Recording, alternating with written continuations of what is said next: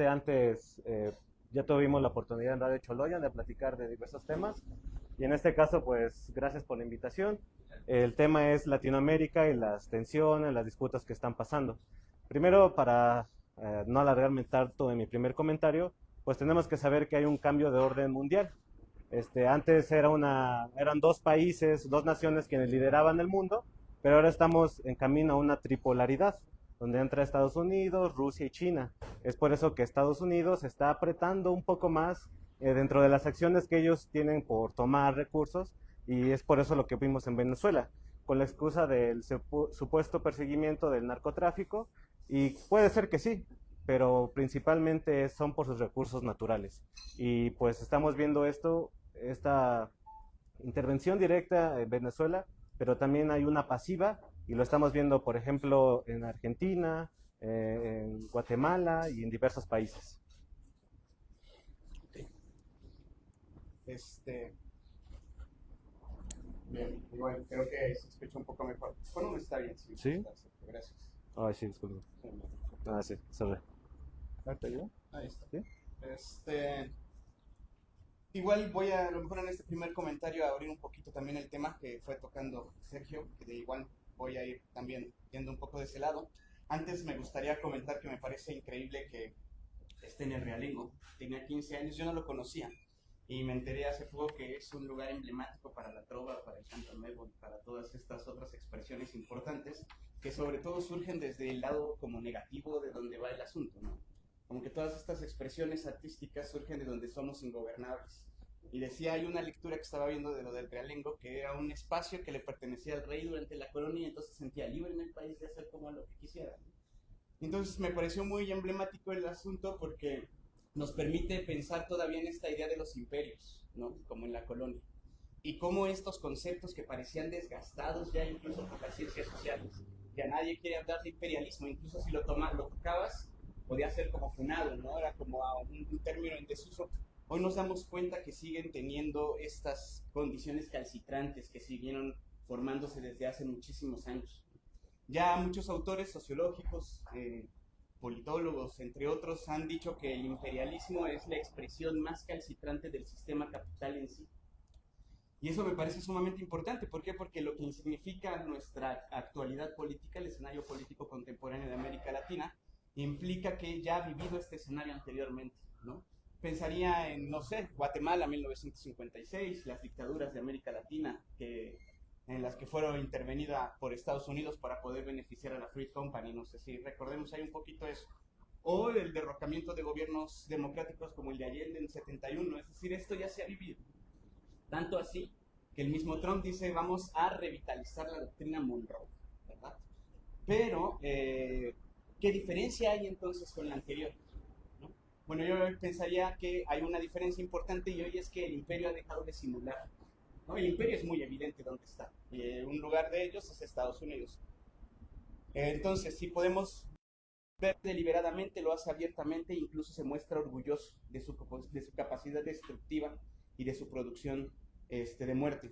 Entonces, pensaría que es importante tomar eso, que no solo es la retórica, ¿no?, que ha estado diciendo Trump o que ha estado diciendo el gobierno de la administración americana contemporánea en los medios, sino que es una realidad. Van por el despojo y la intervención del control hemisférico que ellos creen que les pertenece. Porque abiertamente hoy lo dice Trump, ¿no? México y Latinoamérica es su patio trasero. Pero si nosotros tomamos este concepto del Lebensraum, que es el espacio vital, podemos pensar esta lógica en la que ellos piensan. Estamos yendo hacia un mundo en el que su imperio está siendo golpeado y parece que en decadencia. Esto no significa que vaya a caer mañana, significa que su imperio monopólico está en decadencia. Y eso lo hace reaccionar violentamente. Vamos hacia un tripolio, decía muy bien Sergio. Y entonces, yo quisiera abrir esto pensando en que Latinoamérica sigue siendo este territorio en disputa contemporáneamente, ¿no? ¿Por qué? Porque, y no es más que una expresión, esto que nos sucede hoy con los Estados Unidos, esta intervención abierta militar y de producción de muerte, no es más que un síntoma de la crisis global que ya existe, ¿no? De las tendencias hacia la guerra como forma de producción o de fuerza económica para el valor, de la toma de recursos extranjeros. Y entonces le permite muy bien a los Estados Unidos hoy decir que violencia, narcotráfico y territorio pueden ir de la mano para que la intervención pueda ser más defendible, ¿no? Violencia, narcotráfico y terrorismo entonces entran no como una anomalía del sistema, como he dicho en otros lugares, sino como un lenguaje perfecto de este mismo sistema que justifica toda la intervención en sí. Te cerraré ahorita este primer comentario, a lo mejor para que pudiéramos irlo rebotando. Gracias, gracias. Muy amable. Gracias. Emir, ¿verdad? Sí. Gracias, Emir y Sergio. Agradezco al... ok. Listo, ya, ¿verdad? Sí, listo. Agradezco al maestro Juan Daniel Flores la vinculación por conducto de Arturo Mendoza González para participar hoy a nombre de Opción Ciudadana Puebla, y donde consideramos de vital importancia el generar masa crítica.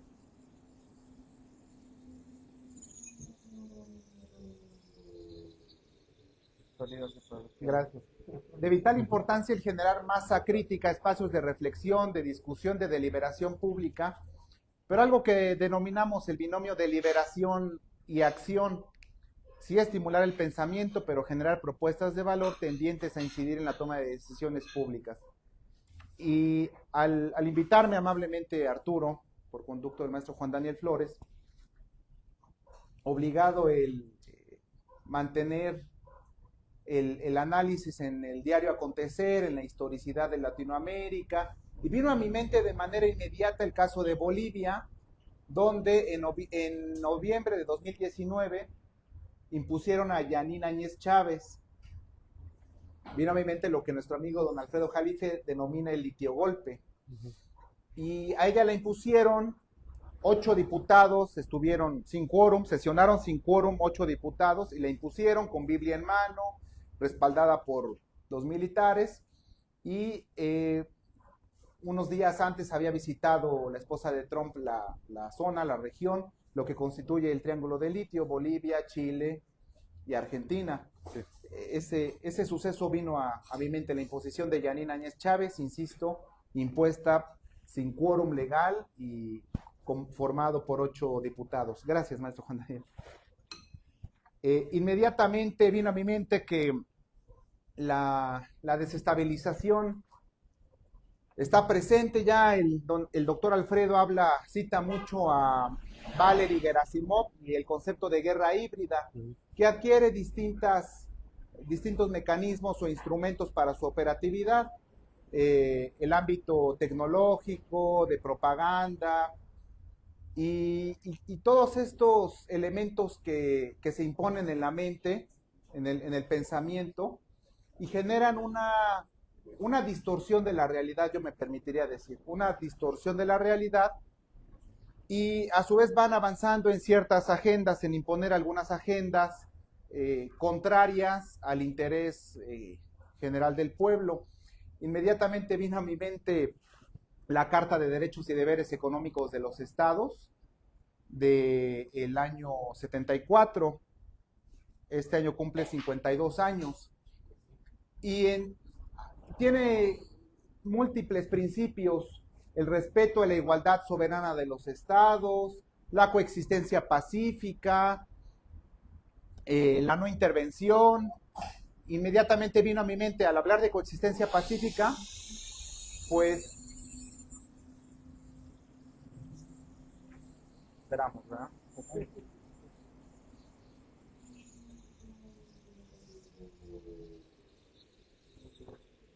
Vino a mi mente los 5 principios de coexistencia pacífica de China, impulsados por Xu Enlai. Es decir, con ese enfoque de armonía civilizatoria, humanismo, y donde también las materias primas están en disputa, como ya han señalado varios analistas, el litio, las materias primas, las tierras raras, ¿no? Que se han hablado también bastante. Inmediatamente vino a mi mente, después de Bolivia, el caso de Brasil, donde en el libro de la invisible cárcel cibernética, en la primera página, don Alfredo refiere este acoso y esta persecución por parte de la National Security Agency, la Agencia Nacional de Seguridad, para vulnerar y penetrar los mecanismos de distribución de datos de Brasil y concretamente de su petrolera estatal, a cargo en ese entonces, en 2013, de María Silva Foster, siendo Dilma Rousseff presidenta de Brasil, y donde se vulneró el sistema de datos, de transmisión de datos estratégicos sobre los hidrocarburos, y esto las alertó a María Silva Foster al frente de Petrobras, y generó que los datos los enviara a través de CDs y DVDs en 2013. Y lo señala en su libro que esto evitó que se comprometieran datos eminentemente estratégicos. Y concluyo ya señalando el bloque geoeconómico de los BRICS trabaja ya en un proyecto de cable BRICS con una distancia de más de 34,000 kilómetros. Y a mi mente viene, con la incorporación de nuevos países miembros de los BRICS, evidentemente tendrá que aumentarse esta línea de transmisión de cable BRICS, un cable submarino de 34,000 kilómetros, que sin duda hace frente a los sistemas tradicionales, ¿no?, de flujo de datos de la Internet.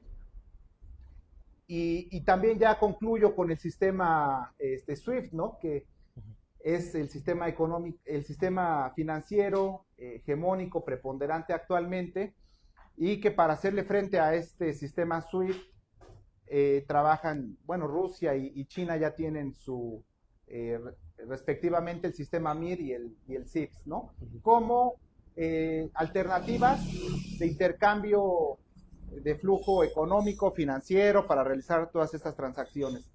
Y concluyo señalando que hacia lo que resta del siglo XXI, en los próximos 74 años, el pueblo, siendo el sujeto político fundamental para que haya Estado, debe mantener estos espacios de pensamiento, de reflexión, precisamente para apropiarse de su futuro y no permitir que nadie más se le imponga progresivamente. Estamos, como lo dice el libro, en una cárcel, sí, cibernética, pero es cómo progresivamente ir saliéndonos de el asedio o la acechanza de al menos de nuestro vecino del norte, y para lo cual pues se requiere eminentemente oficio político, planeación, prospectiva, que los tomadores de decisiones tengan una formación en administración pública profunda, conozcan los planes regionales, sectoriales, especiales, institucionales, y finalmente puedan instrumentar esas políticas públicas de gobierno y políticas de Estado, que son las de mayor duración, para generar una armonía civilizatoria y respetando un principio también de la Carta de Derechos y Deberes, que es el de la cooperación internacional para el desarrollo. Gracias. Va. Entonces, Si quieres continuar. bueno. Gracias. Bueno, ¿sí se escucha? Sí. Sí, muy buenos comentarios, la verdad. Sí, el desglose de la presentación que dio Daniel, sí se nota lo que dijo de ustedes. La verdad, felicidades por eso. Yo quiero, en este caso, agregar dentro de esta plática, profundizar en ese tema de la guerra híbrida, ¿no?, que Alfredo Jalife lo menciona. Le agrega el guerra híbrida multidimensional, ¿no? Yo aterrizo todo esto como una situación, una guerra que nunca acabó. Desde la Guerra Fría, supuestamente ya habían tratados de paz, supuestamente ya habíamos entrado a otro momento de la historia de la humanidad donde ya no iba a haber una tercera guerra mundial. Sin embargo, esta Guerra Fría continuó y continuó y continuó y hasta hoy día continúa, porque realmente Estados Unidos o la hegemonía o el imperialismo que domina el mundo, pues sí tiene como enemigo todavía a Rusia, por decirlo así. Por eso se inició en la administración de Biden el tema de Ucrania. Ucrania es muy importante para debilitar, en este caso, a Rusia, que es uno de los enemigos de este imperialismo. Entonces es importante detectar ese movimiento que hizo la administración demócrata con Biden y cómo fue metiendo esta guerra o cómo nos fue metiendo en este actual contexto, porque el de invadir Venezuela o sustraer a Maduro pues aparte de por el narcotráfico, también fue por esta pelea por los recursos. Entonces sí estamos en una guerra híbrida multidimensional donde se ha utilizado la propaganda, los TICs, las tecnologías de información y comunicación para manipularnos. Sí existe estos laboratorios semánticos que tratan de ver cómo manipularnos con las mismas palabras. En este caso yo, dentro de la presentación, le mencioné a Daniel, al final como impulsor de la revolución de las conciencias. Yo personalmente no estudié en una universidad sociología, politología, mi carrera de afición es gastronomía, pero desde ahí ya aplicas mucho el concepto de la ciencia aplicada, ¿no? Entonces, pues tenemos que ir a las raíces para poder entender este tema. Entonces, sí existe una manipulación semántica. Yo defino la revolución de las conciencias como la resistencia semántica de los pueblos originarios contra los intereses corporativos privados, si quieren, inhumanos. Entonces sí hay una disputa por el concepto incluso de humanidad. O sea, esta manipulación mediática por parte de los intereses corporativos privados inhumanos, nos han distorsionado hasta la palabra ética y moral. O sea, ellos han justificado sus acciones siguiendo una supuesta ética y una supuesta moral. Por eso, por ejemplo, supuestamente desde la Segunda Guerra Mundial y todo este tema de la Guerra Fría, pues se supone que la humanidad fue avanzando a tecnologías como tecnologías verdes, nos fuimos alejando de la energía nuclear que porque era peligrosa, pero en realidad ese plan fue de los que ganaron, que querían seguir con el imperialismo o con esta disputa en el mundo. Es por eso que ellos utilizan incluso a las religiones para manipularlos. Ellos utilizan a la teología como un arma política y poder hacer lo que ellos quieran. Yo a donde trato de ir es al famoso sionismo. O sea, el sionismo se ha confundido mucho esa palabra diciendo que ellos pertenecen a la religión judía, y no es así. Se supone que que incluso no sé si han escuchado de eso, pero el sionismo se considera, o las investigaciones detrás del sionismo, se han llegado a considerar teorías de conspiración, se han llegado a considerar como teorías que no son ciertas, pero la verdad desde mi punto de vista sí son reales. Sí hay una élite muy chiquita en el mundo que le conviene mantener el tráfico de personas, el tráfico de drogas, el tráfico de todo tipo de cosas en el mundo, porque tienen prácticas que tienen que ver con las sectas que ellos dirigen. Entonces sí existe el tema de los Illuminati, sí existe el tema de George Soros, sí existe el tema de que el Big Pharma y los gigabancos dominan el planeta y que no solo es Estados Unidos o no solo es Trump, es en sí una élite que trata de mantener este imperialismo. Por eso tenemos que entender que esta Guerra Fría no ha acabado, que esta entrada de la tripolaridad es porque están llegando a acuerdos que antes no habían llegado. No sé si ustedes tengan en consideración el contexto de que los políticos de Estados Unidos no querían que llegara Donald Trump. En la primera ocasión, a Donald Trump se le acusó de ser apoyado por Rusia, y de ahí salió el famoso Russia Gate, y de ahí salió el tema que impulsó Julian Assange de Wikileaks. Y la verdad es que en ese tema salió lo de Pizzagate, por ejemplo. Un tema donde están involucrados políticos de alto mando de Estados Unidos que están involucrados en temas de menores. Lo dejemos ahí. Entonces, todas esas prácticas existen y todas esas están relacionadas con el sionismo, con los gigabancos, con el Big Pharma y con el hecho de que exista un ejército paramilitar en toda América llamado narcotráfico. Bien, ahí creo que me escuchó. Igual, bueno, estoy escuchando un poco como por dónde estamos llevando esta conversación, y me parece que estamos encontrando lugares en común que son muy buenos. Esta idea de que el imperio es grande, gigantesco, no es un bloque abstracto, sino que es multidimensional, ¿no? Aparece no nada más como un estado-gobierno, sino también como estas corporaciones privadas que terminan teniendo cierto control de la producción y sobre todo vamos a caer aquí en el tema de la reproducción del trabajo y la producción de la mercancía, ¿no? Son los dueños del monopolio de la producción de la mercancía.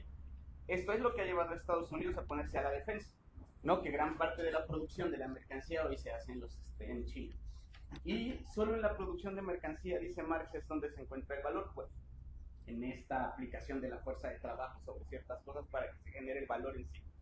Entonces, Estados Unidos en esta búsqueda de reindustrialización ha generado estos conflictos y procesos políticos que hemos estado tocando hoy. Y lo que está padre es que, claro, vamos a encontrar también de repente distintas preguntas que tengamos desde ciertas perspectivas. Y la sociología es como de repente un poco buena para eso, ¿no? Dice Bourdieu que la sociología es un deporte de combate. O sea, lo que busca es preguntar donde aparece lo inmediato y lo aparente, ¿no? Y entonces, pues, como atravesar un poco ahí, romper esa apariencia. Y digo esto porque si nosotros pensamos en lo que acabamos de vivir con el tema de Venezuela, estamos ante una nueva fase real del imperialismo. Quizá ni siquiera ya esta Guerra Fría, sino la apertura directa de decir voy a ir por el hemisferio que me pertenece, ¿no? Entonces, creo que eso nos pone a jalar las tuercas de todo este aparato de análisis, porque ante eso también estaba preguntando, ¿qué entonces tan viable es obedecer lo técnico o seguirnos tecnificando y apegarnos a las leyes cuando el imperio americano nos acaba de decir abiertamente que el único derecho internacional que existe es que tengamos una bomba atómica, ¿no? Si no hay bomba atómica, no somos nadie al lado de lo que ellos están dispuestos a hacer, sobre todo.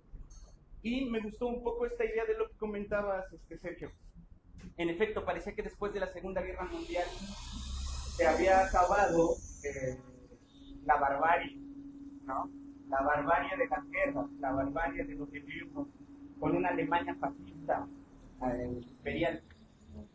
Pero es necesario darnos cuenta, ya hay algunos autores como Adorno, como se contaba Adorno, a Walter Benjamin, esta escuela de Frankfurt, que nos va a decir que hay una trampa ahí, ¿no? Parece que lo que fracasó fue la modernidad, fue la idea de la ilustración civilizatoria.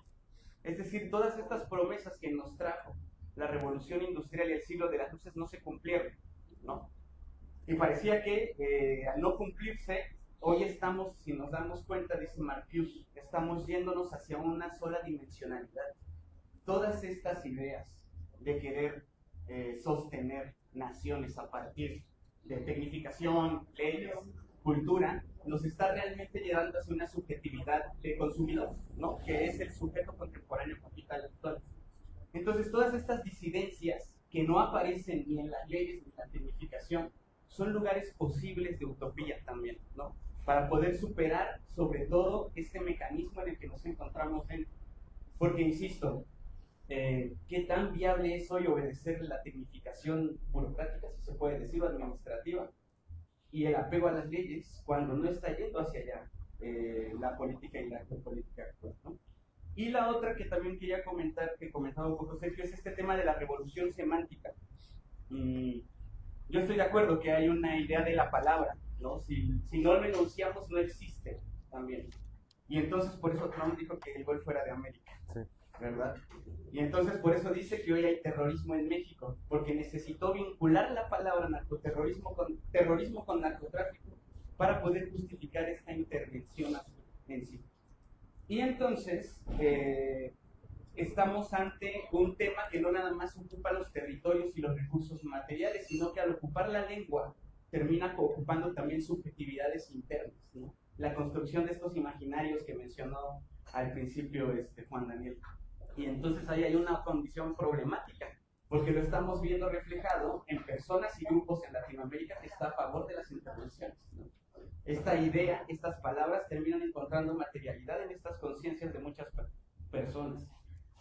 Y estoy de acuerdo con lo que dices, ¿hasta dónde se están viendo estos frentes hoy de este imperialismo, de esta idea de que es buena la intervención? Pensaría que se encuentran en los frentes de derecha, como muy bien menciona Sergio, sobre todo en los de ultraderecha, pasando por estas ideas de algunos grupos cristianos, igual que estaría. Y entonces dejaría un poco esas dos preguntas, ¿no? Para poder seguir platicándolo. ¿Qué tan viable es seguir tecnificándonos administrativamente y apegándonos a la ley cuando el gran imperio hoy rompe todo eso.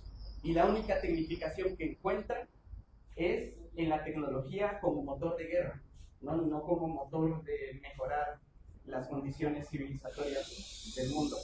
Y la otra, que estamos ante un nuevo modelo, una nueva manera de también estar, o bueno, no nueva, pero sí una etapa distinta que ha rebasado la Guerra Fría con esta acción directa sobre un país como lo que es Venezuela. Gracias, muy amable.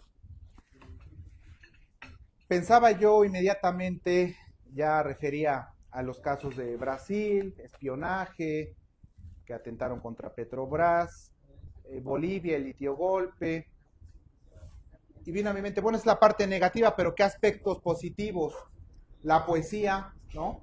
Venezuela con Andrés Bello, Nicaragua con Rubén Darío, donde, por cierto, próximamente habrá un homenaje en honor al gran poeta nicaragüense Rubén Darío en el Instituto Latinoamericano de Comunicación Educativa.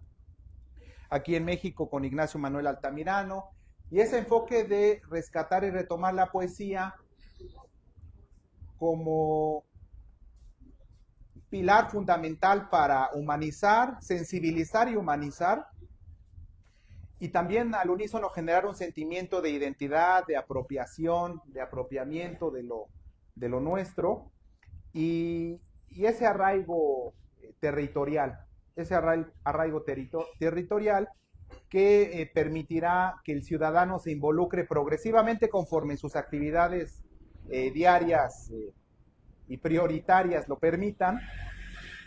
Y también vino a mi mente el hecho de, bueno, como bien señalaban ustedes, Sergio y Emir, la vigencia o caducidad de los organismos internacionales, la OEA, la ONU, UNASUR, sus resoluciones, pensaba yo en lo que pasa con el pueblo palestino, con Gaza, las resoluciones, más de 13 resoluciones, pero viene a mi mente la 142, la 242, donde desde hace 76 años progresivamente viene ocupando con un proceso de neocolonialismo, como señalaba también y apuntaba el maestro Juan Daniel Flores, estos territorios en Gaza, con la Nakba, la Naksa, ¿no?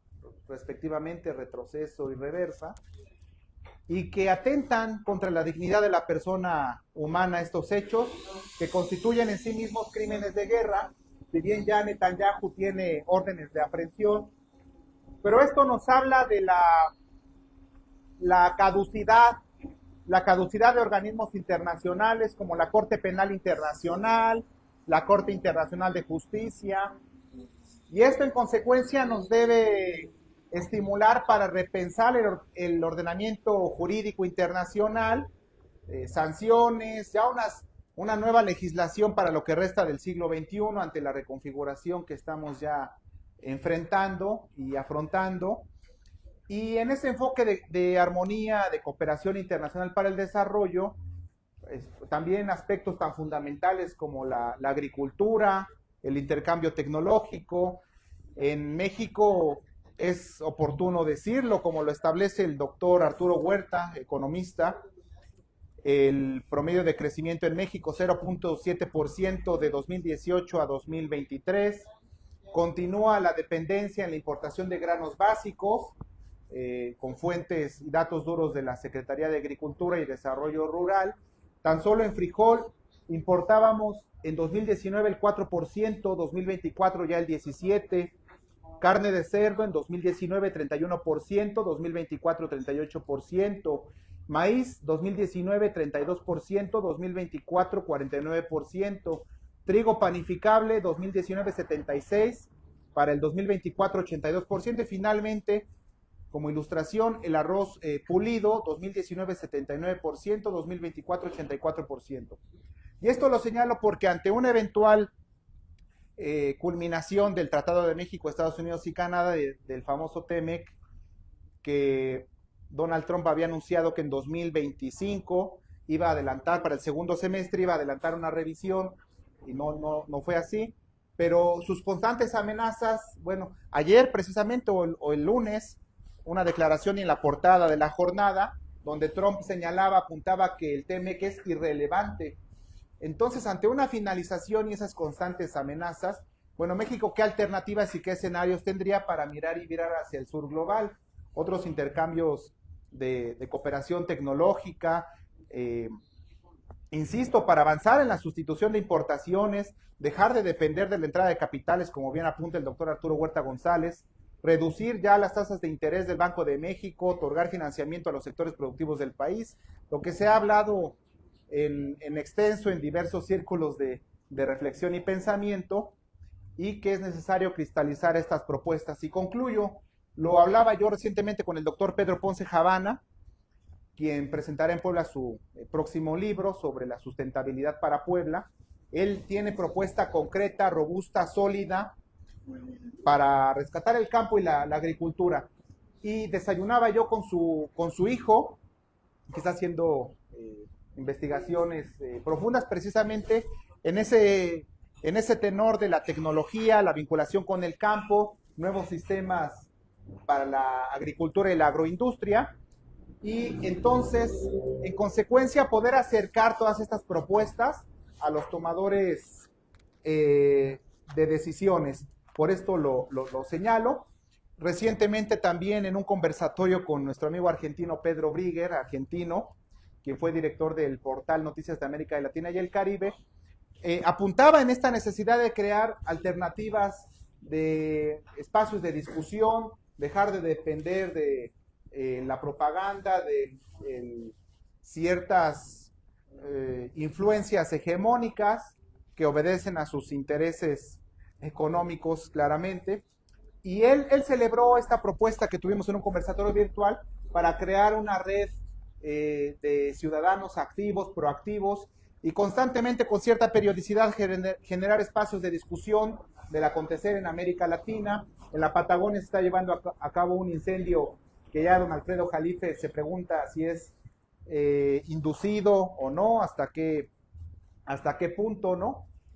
Y vino a mi mente esa estrategia de generar crisis, caos, fracturas, para entonces brindarle elementos para que los externos puedan incidir y poner orden. Y hablaban de la linealidad del pensamiento, ¿no? Creo que es Emir, de la unidimensionalidad. Vino a mi mente una lectura de la UNESCO que se titula Análisis Transdisciplinariedad del Pensamiento Complejo, y esto lo ligo con el último libro de don Alfredo Jalife que tengo aquí en mis manos. Él refiere que Vladimir Putin se centra mucho o instrumenta su actuar en principios de Edgar Morin, filósofo pensador de 104 años, que es el pensamiento complejo, policrisis y caosmos. Son conceptos que generan influencia en la toma de decisiones, al menos de una de las grandes, de las 3 superpotencias, 4 superpotencias ya, como lo refiere don Alfredo. Gracias.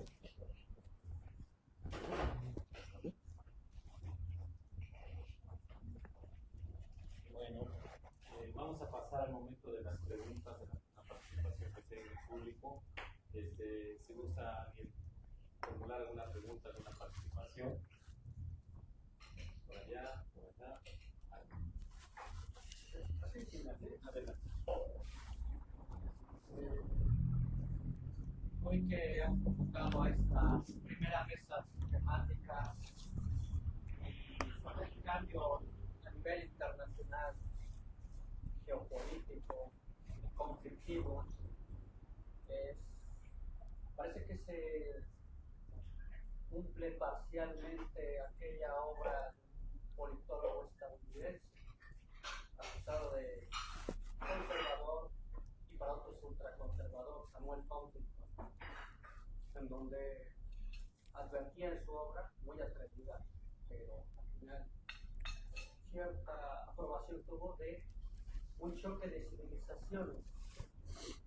Pongo ahí, choque de civilizaciones, 1991, en donde al final el último conflicto iba a ser entre Estados Unidos y el mundo islámico, que se esperaba eso.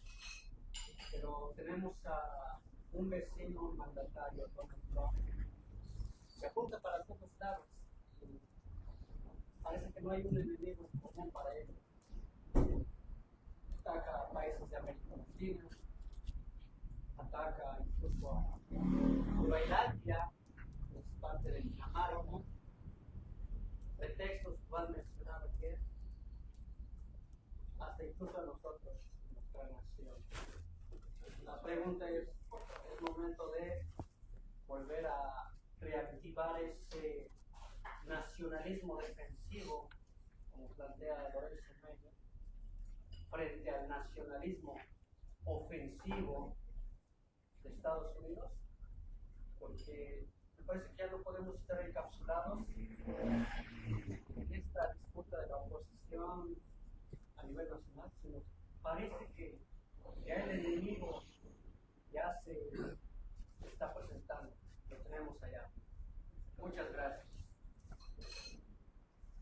Gracias.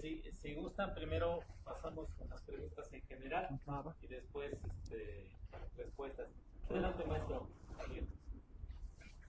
Yo no voy a preguntar, también voy a comentar. Adelante. Sí. Claro. Contestar la interrogante formulada. Bueno, en principio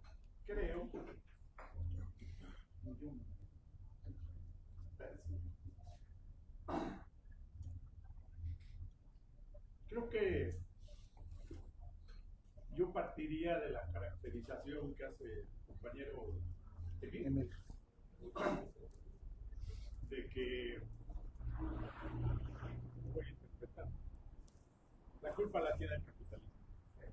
Es decir, vivimos tiempos inciertos, pero esos tiempos inciertos son el resultado de un neoimperialismo. Durante mucho tiempo hablar de imperialismo era ya mal visto, obsoleto, pero la verdad que el colonialismo no desapareció, adquirió nuevas formas en el contexto de la Guerra Fría.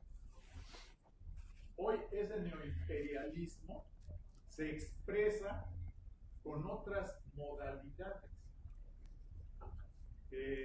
Y yo creo que más allá de la caracterización de las locuras de los gobernantes, que sin duda están presentes, las características personales, ya Fromm hablaba del problema de la psicosis de las sociedades, de la sociedad.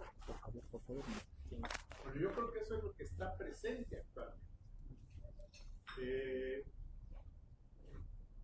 Yo creo que la guerra neocolonial adquiere las características, y por eso la virulencia de las expresiones de Trump, las características de acumulación por despojo, lo llaman ahora.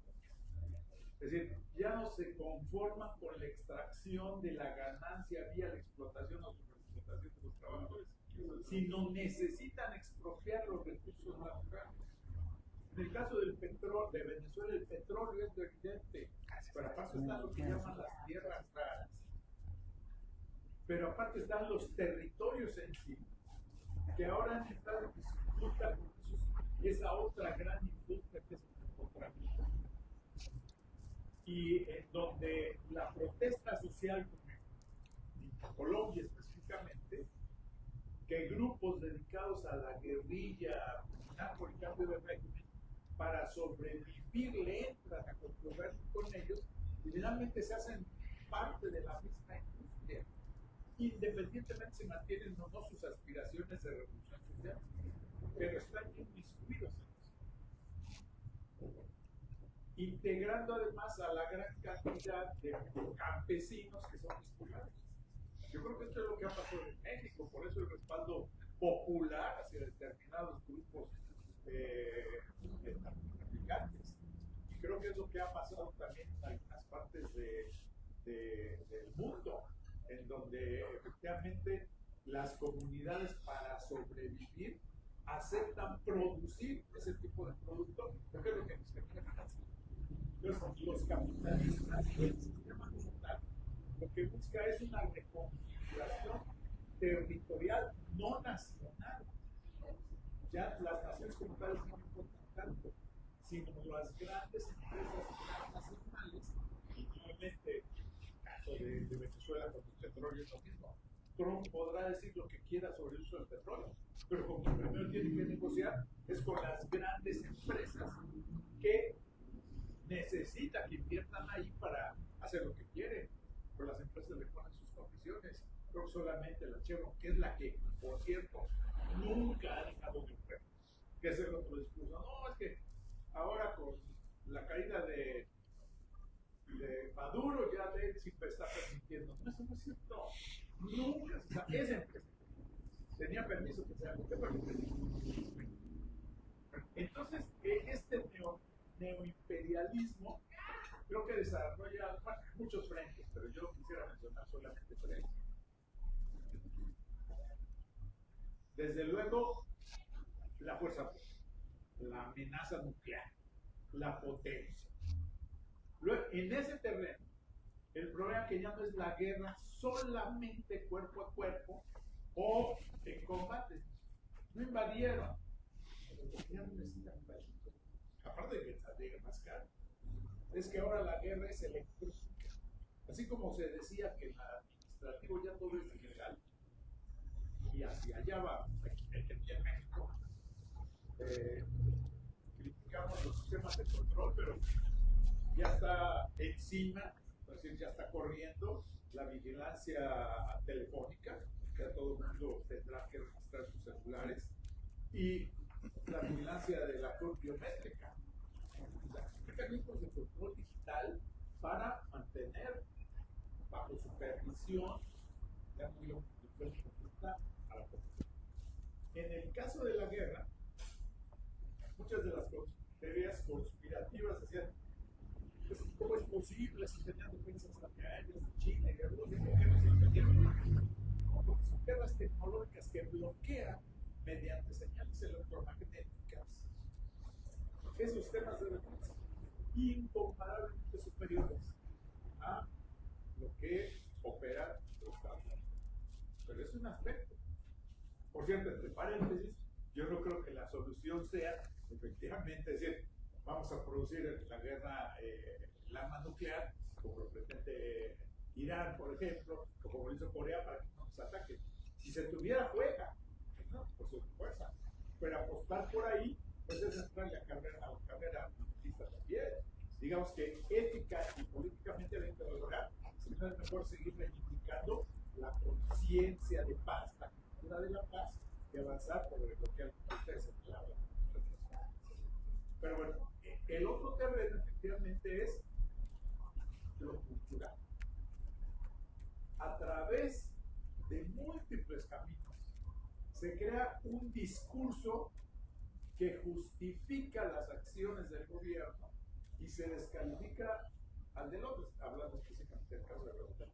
Pero es lo mismo en el caso de Rusia y Ucrania, o de Palestina y Gaza, o más bien Israel, aplicando destruyendo. O sea, el discurso es: nosotros estamos purificando, ayudando a la población, tenemos que limpiar esa zona, vamos a construir, decía Trump, o hasta videos y todo, así va a ser Gaza, agua, hoteles, madre, ¿no? El problema es que es asesinando a la población que está ahí, aniquilando, arrasando, avasallando. Pero es el discurso, y aquí está pasando lo mismo en Venezuela. Los vamos a ayudar, vamos a comer, pero ya se descargan porque les interesa el petróleo. Sin embargo, en el imaginario colectivo, esos discursos pesan. Entonces, lo que se está desarrollando es una guerra cognitiva. Lo que se está desarrollando es un convencimiento para que uno crea tener opinión, pero en realidad solo repite lo que escucha uno en la televisión o en las redes sociales saturadas también. Trump sale y dice, él sí está colaborando conmigo, y otros dicen hubo colaboración por parte de el núcleo cercano, cerrado de Maduro, entonces, así fue. Entonces dicen, no, en Gaza son los salvajes, son los Hamas o Hamas, hay que acabarlos. Y entonces la gente dice, pues es cierto, o sea, que él era un dictador, Maduro, pues hay que acabar con él, y importa la democracia y todo eso, hicieron bien. Y se repite, y lo encontramos en sobremesas, charlas de café, en los periódicos, en las redes sociales. Y entonces la gente lo empieza a asimilar como que está bien. A nosotros no nos va a pasar, decimos, ¿no? Entonces, lo mismo, insisto, pasa en Israel. Y bueno, ya que algunos de ustedes hacían referencia a algunos otros procesos, pudiéramos hacer solo una larga historia de todas las invasiones, actos violentos que, a la par de la doctrina de Monroe, se han hecho. Mencionaba Chile, pero Panamá, Haití, República Dominicana, Argentina en su momento, todas las campañas de exterminio que impulsaron para acabar con las guerrillas, desde México hasta la Patagonia, durante toda la mitad del siglo, ha sido permanente, pero lo naturalizamos, lo aceptamos. Pensamos que no nos va a pasar. Basta observar las posturas de gobiernos bastante progresistas, como el de Chile, como el de Brasil, como el de Nicaragua, cuando la elección diciendo, pues es que sí hay dudas, teoría de la presidencia, cuando lo más correcto ahí sí era la postura, en este caso México, ¿no? Es un problema interno de ese país, que lo resuelvan ya. Entonces, digamos que hay una guerra, yo la llamo guerra cognitiva, porque lo que se trata es de influir en nuestras conductas, en nuestras creencias, y en lo que muchos sociólogos, politólogos dicen, lo políticamente correcto. Y eso tiene que ver con lo que se plantea sobre el problema de las legalidades. Hoy Trump demostró que el orden económico internacional vigente después de la Segunda Guerra Mundial ya no va. Se ha salido de muchos compromisos y acuerdos, convenios internacionales, pero con esto diciendo, la OEA no sirve para nada, la ONU no sirve para nada, soy yo, mis decisiones. Y entonces yo creo que es importante conocer esos documentos que tú mencionabas, los derechos, etc. Pero el problema es ¿qué hacer cuando efectivamente eso es letra muerta?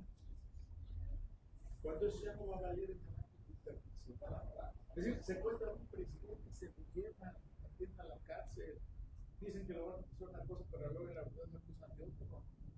Y así se pueden pasar meses y no lo van a soltar. Y hasta se puede dar el caso que de repente le dio un cardiacazo y se muere en prisión, o se suicide, como ha posibilidad de muchas cosas de la historia también en reiteradas ocasiones. Ese es el discurso, y eso nos lleva a plantearnos, yo diría que si la pregunta, ¿y si nos pasa? Ya la presidenta dijo, ¿qué nos va a pasar? Nuestra soberanía y todo. Y yo digo, y si dicen, con perdió su energía, bueno, y si no va a llegar como cuando nos arrebataron la mitad del país y llegamos a Chapultepec, pero a lo mejor nada más persiguen a Villa, ¿no? O sea, el problema es si pasan 50 kilómetros, ¿qué va a hacer México?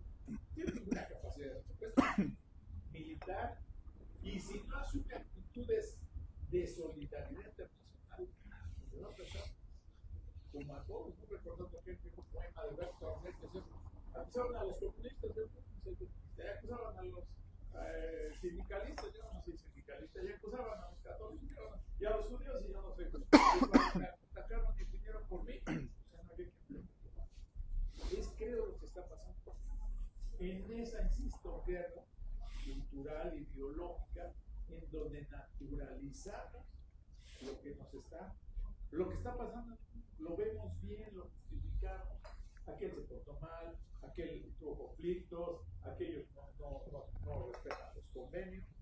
A mí me resulta absurdo que hoy el principal defensor del Tratado de Libre Comercio es México.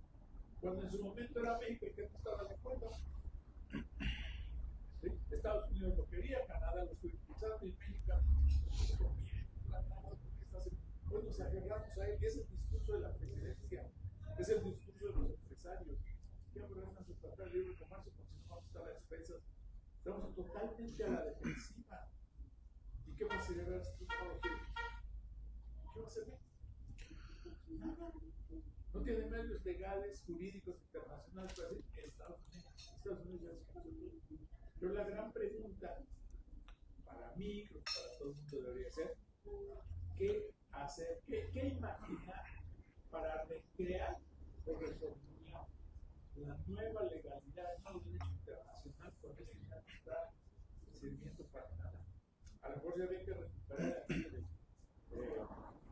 intervención, a lo mejor había que plantear la importancia de algunos grupos sociales para que ha planteado la reconfiguración de organismos internacionales sin Estados Unidos. No sé, creo que hay muchos temas, muchos aspectos a discusión, pero sí lo importante, creo yo, es tener claro que la guerra es militar, es por la fuerza, pero más allá de lo otro, es la cultural, la ideológica, la que nos lleva a aceptar que las cosas así son y que no existe ninguna mayor personalidad del gobierno de Estados Unidos más que la acumulación del capital, más que la búsqueda de esa que nos ha dicho Trump, sí, así, con claridad. América es para nosotros, cambien nuestro patria donde sea. ¿Qué pasa si decide estar en Groenlandia? La venta. Yo no creo. La cara de que también patalean. O pueden inventar, pues ya hay rumores al respecto, no he leído mucho, pero me he encontrado con algunas noticias. Entonces, hay fuerzas en Groenlandia que son separatistas, que quieren la independencia. Al rato van a decir que se haga un plebiscito, un referéndum, una consulta para ver si, y así como lo hizo apenas y en parte de Argentina. Pues si no gana este, no doy a todos. Si no gana aquel, eso es. Bueno, gracias, perdón. Gracias, maestro. Bueno, vamos. Sí. Adelante. Bien, pues con el riesgo de llegar a la gente que no sabe de política y de los movimientos y el nuevo orden, pues me voy a permitir comentar lo siguiente. ¿No será que estamos ya empezando a vivir el fin de los Estados Unidos como imperio?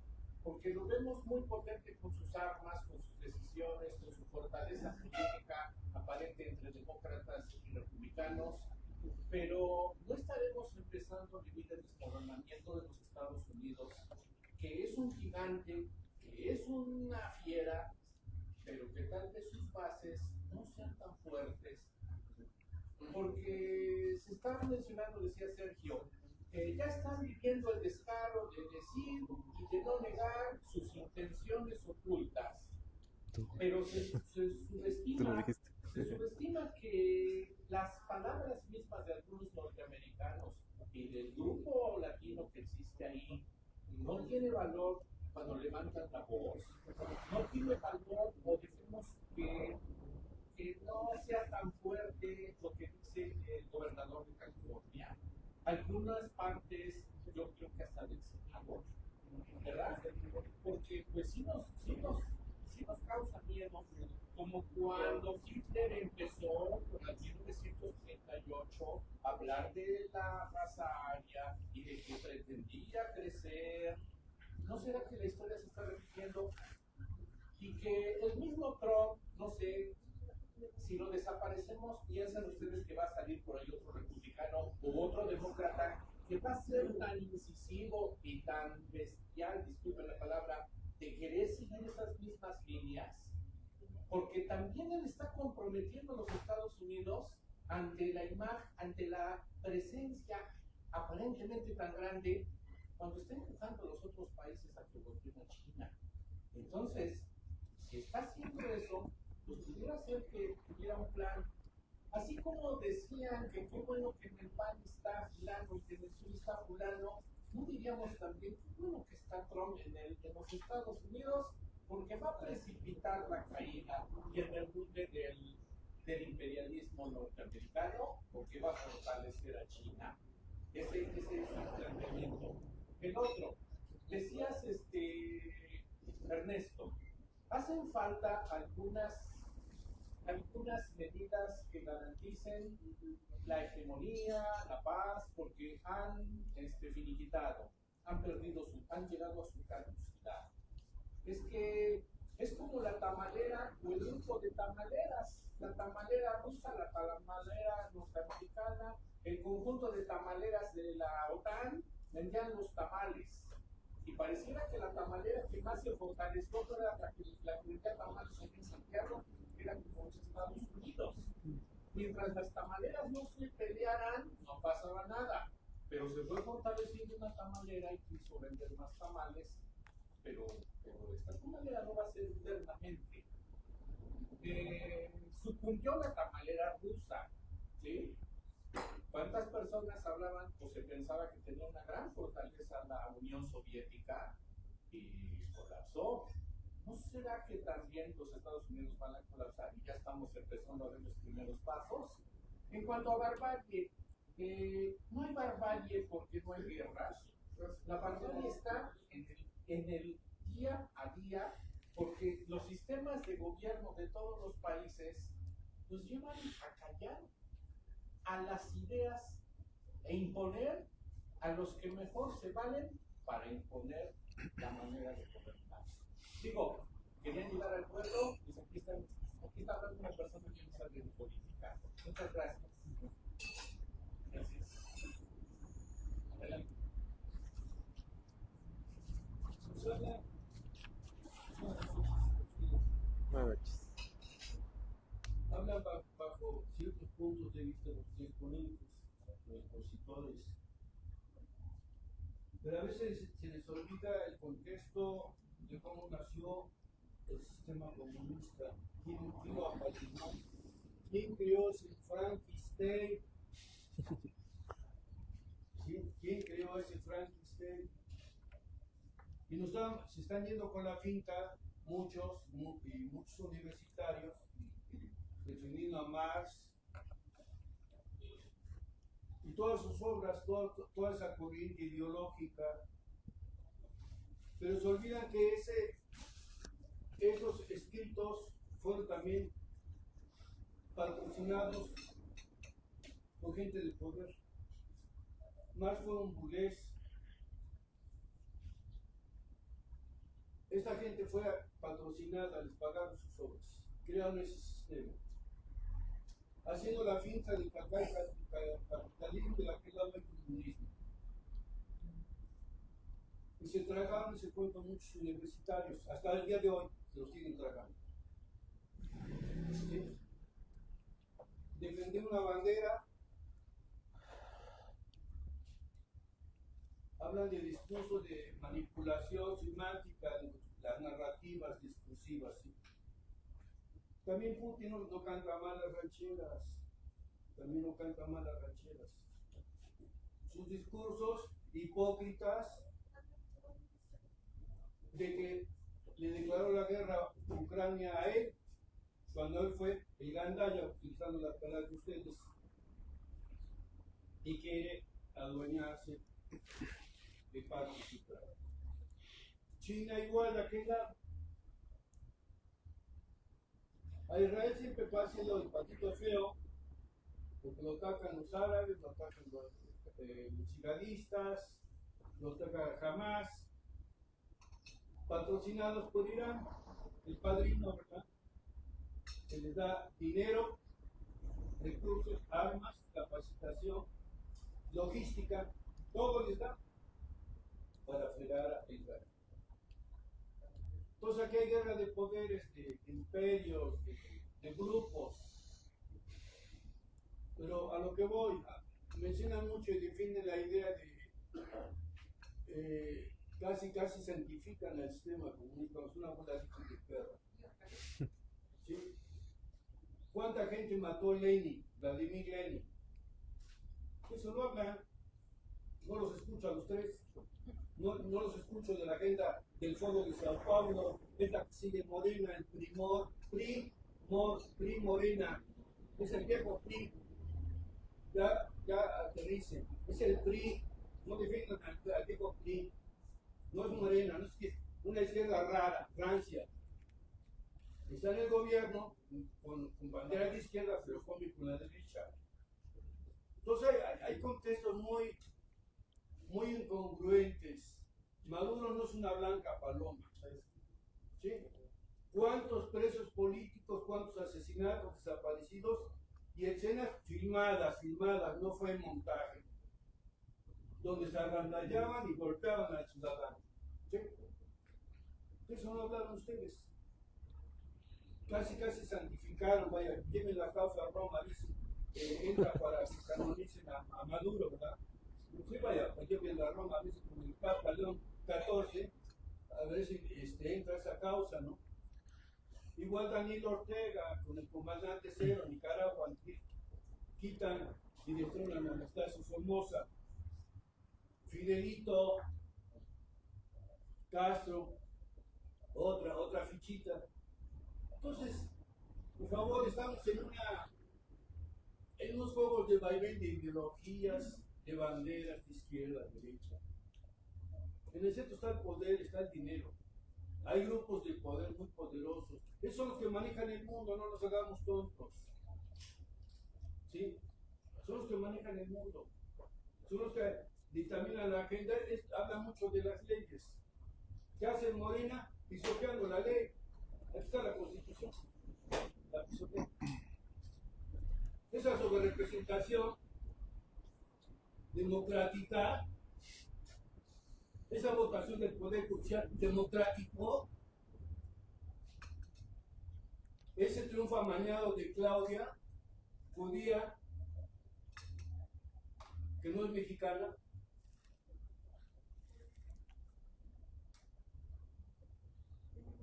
entonces hay una serie de... pero están defendiendo banderas, defienden a la izquierda, ¿no? O sea, no se preocuparon cuando se murieron ahí en el ferrocarril de Oaxaca. Hay más de 100 heridos de este descarrilamiento.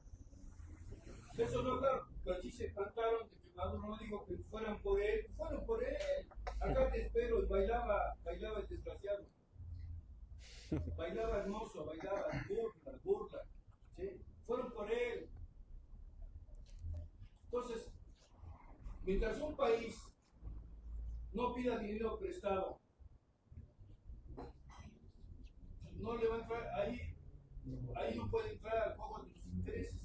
Pero cuando un país pide dinero al Fondo Monetario Internacional, al Banco Mundial, pues le tiene que entrar al juego y hay agendas, hay líneas.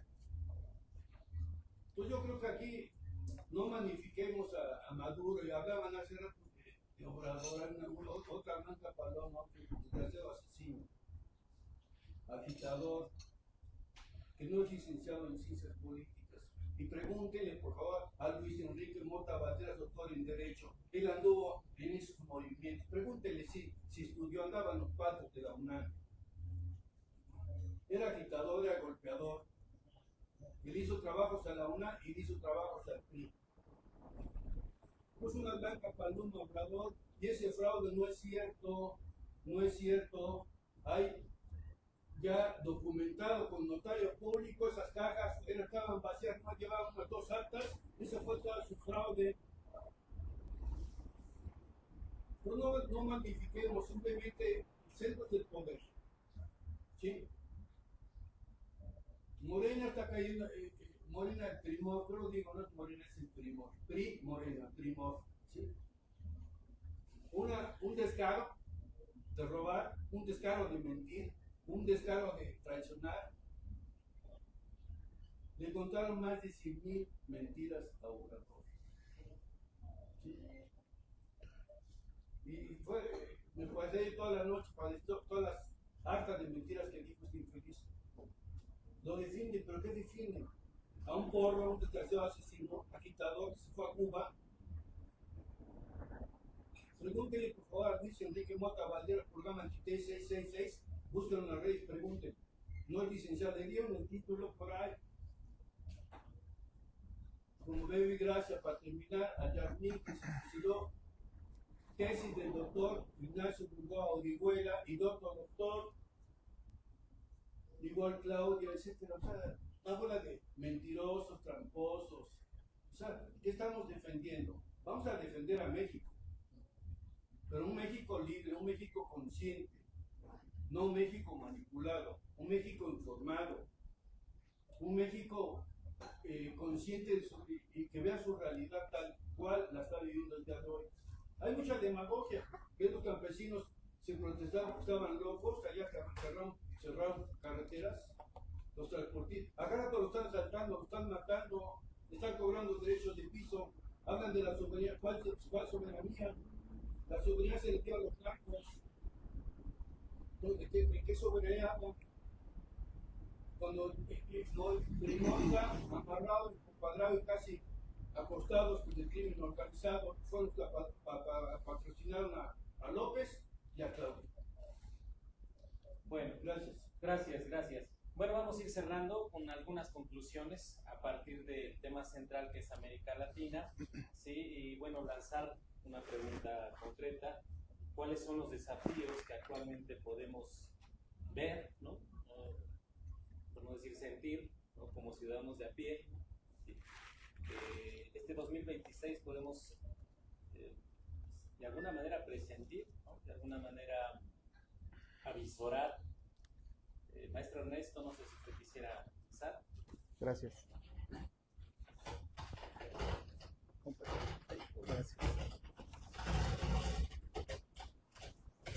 Gracias. Tengo que ajustarle bien así, ¿verdad? Listo. Gracias. ¿Listo? ¿Sí? Gracias. Hubo dos preguntas concretas y dos comentarios. Me permitiré enfocarme en las preguntas. Existen ciertas temáticas, yo sugeriría que quien tiene ese interés pueda abordarlo y en consecuencia realizar su convocatoria pertinente. La primera fue de Eduardo Ruiz Ortiz. Hablabas, Eduardo, del nacionalismo revolucionario. Defensivo contra el ofensivo. Bueno, vino a mi mente el pensamiento de Salvador Carmona Amorós, economista, que hablaba del nacionalismo revolucionario. Creo yo, una respuesta concreta, breve, rescatar nuestras grandes civilizaciones de México, los chupícuaros, olmecas, chichimecas, enguivas, mal llamados popolocas, abrevar de pensamiento, ¿sí? Yo referí en mi intervención anterior sobre la poesía, Rubén Darío, Andrés Bello, Ignacio Manuel Altamirano, abrevar de los grandes poetas un pensamiento consistente, ideológico, y generar esa cohesión social, esa unidad hacia el futuro, los próximos 74 años por venir, que al menos nuestra generación le tocará vivir, y tendremos que pagar las consecuencias de quienes tomaron malas decisiones en el pasado, concreto de la privatización bancaria en México. No sé si de eso hable José Torres, pero de la privatización bancaria en México, todo este proceso de privatización progresivo donde se utilizó como cortina de humo la visita de Juan Pablo II para que Carlos Salinas de Gortari se reuniera en Ixtapa, realizara una reunión con empresarios en Ixtapa, Zihuatanejo, y lo utilizaran como cortina de humo, una cortina de humo, conforme lo establece el libro de la privatización bancaria en México y el abogado Francisco Ibarra Palafox. Todo este proceso de privatización bancaria en México, Banpaís, Banco Atlántico, Banca Cremin, y progresivamente cómo se fueron entregando esos bancos, y la consecuencia actual es que no tenemos una banca de desarrollo fuerte, robusta, que permita financiar los proyectos productivos. Hablaba yo de una propuesta de Pedro Ponce Javana, que en breve será presentada en Puebla, pero en fin, creo que debe imperar ese espíritu propositivo, proactivo, y dejar el muro de los lamentos, eso en el pasado, porque como decía bien don Luis Benavides y Lizaliturri, nos mantendrá permanentemente viendo hacia el pasado y nos impide generar proyectos de futuro construir una utopía de futuro, una visión de futuro, es lo que refiere don Luis Benavides, y al menos a los retos que nos tocará enfrentar como generación y eventualmente asumir las decisiones erróneas y erradas del pasado que atentaron contra al menos nuestro sistema bancario y nuestro sistema financiero.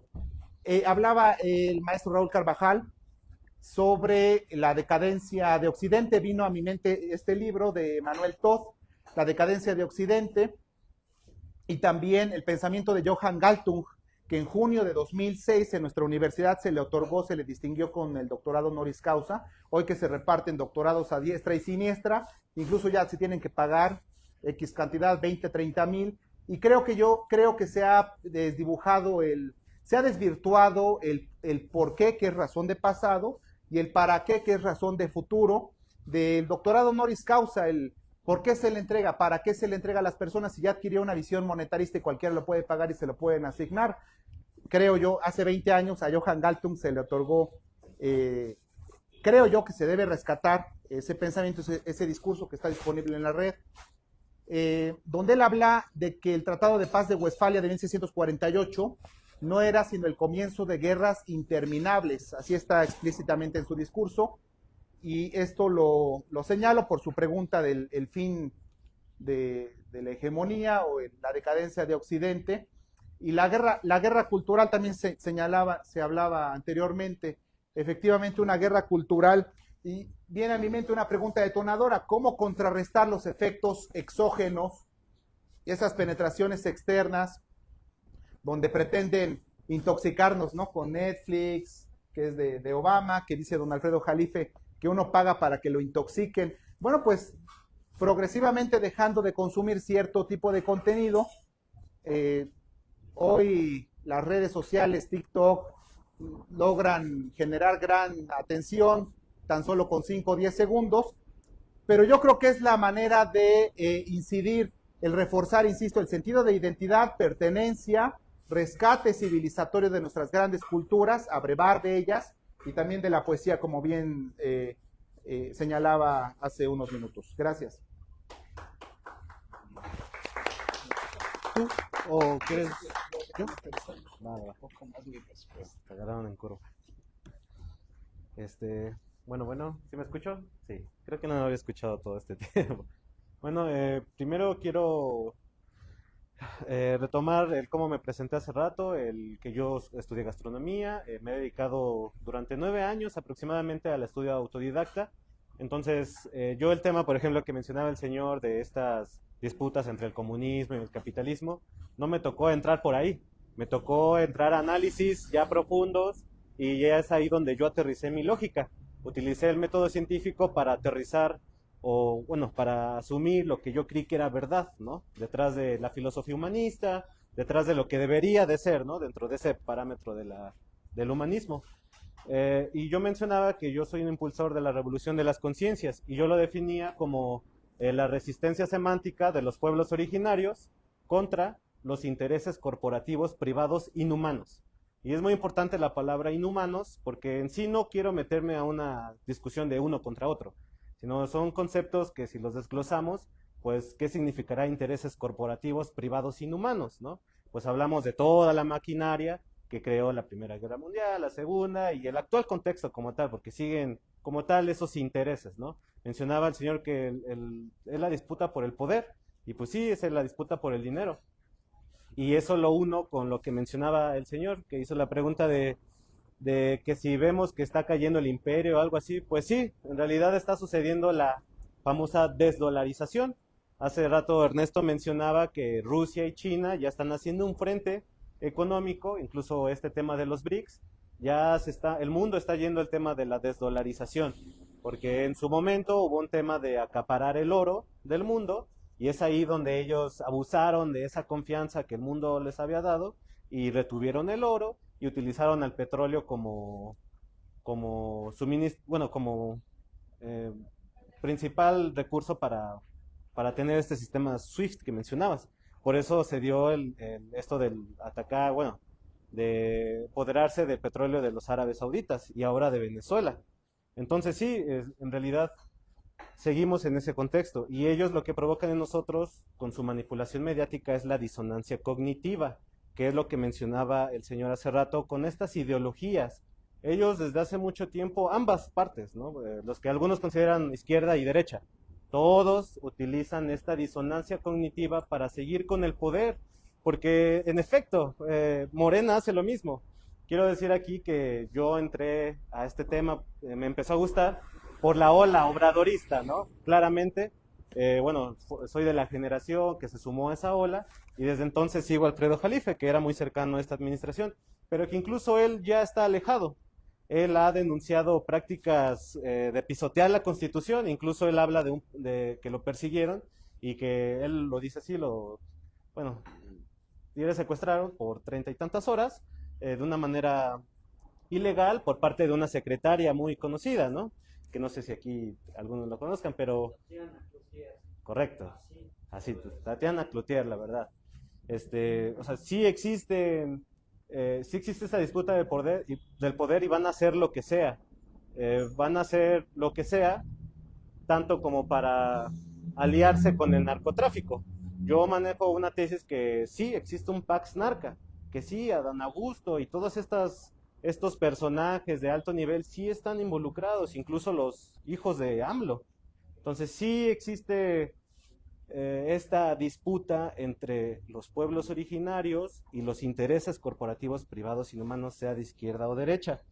Entonces, esa es la respuesta a la del compañero, si tenemos que regresar a un nacionalismo defensivo. Pues sí, sí tenemos que hacerlo naturalmente, pero tenemos que hacerlo con visiones más humanistas. Para mí no es humano el Pax Narca, para mí no es humanista este trato que está haciendo el gobierno para supuestamente tener una paz, pero ya hemos visto que no es así. Ya llevamos más de un año entre las peleas entre cárteles en el norte. Entonces es muy importante tener esta pista, que en realidad sí hay vicios y por eso se dio lo de Maduro, no por justificar una intervención de Estados Unidos. Y es que me estoy metiendo al tema del señor, porque podemos estar en contra de Trump, pero dentro del análisis, pues Trump, de alguna manera, sí es algo contrario a lo que hizo Obama, a lo que lo hicieron los Clinton. Por eso hace rato mencionaba que era muy importante tener en la cabeza lo de Russia Gate, que supuestamente Rusia apoyaba a Donald Trump, es porque no querían que él llegara. E incluso se habla, eso no lo puedo afirmar, pero se habla de que sí hubo un fraude electoral en estas elecciones de Donald Trump. Entonces Donald Trump ahorita en su segunda administración, pues es más duro con esta frase de Make Great America Again, de tratar de hacer América grande, porque él acusaba que justo la OTAN, la ONU, la OEA chupaban recursos de Estados Unidos. De hecho, Alfredo Jalife habla de que ya no es izquierda y derecha, ya es un globalismo, que en este caso serían los Clinton, por decirlo así, Obama y todos ellos, contra un nacionalismo, que en este caso es Trump, que en este caso también es Claudia Sheinbaum, que peleamos por un supuesto nacionalismo, una soberanía, pero que en realidad no la hay, ¿no? Como decía el señor, solo se queda en el discurso. Seguimos entregando dinero a transnacionales, México es el principal productor de plata y no ganamos nada de eso. O sea, ¿dónde quedan esos intereses? Pues es gracias a lo que se hizo antes y a lo que se sigue haciendo ahora. Incluso Alfredo Jalife habla de que él recomienda hacer una secretaría de minas para defender más arraigadamente este tema de las minas, porque sí se están entregando, es por eso la persecución contra él. Y me gustaría terminar, bueno, es que son muchos temas, ¿no? Pero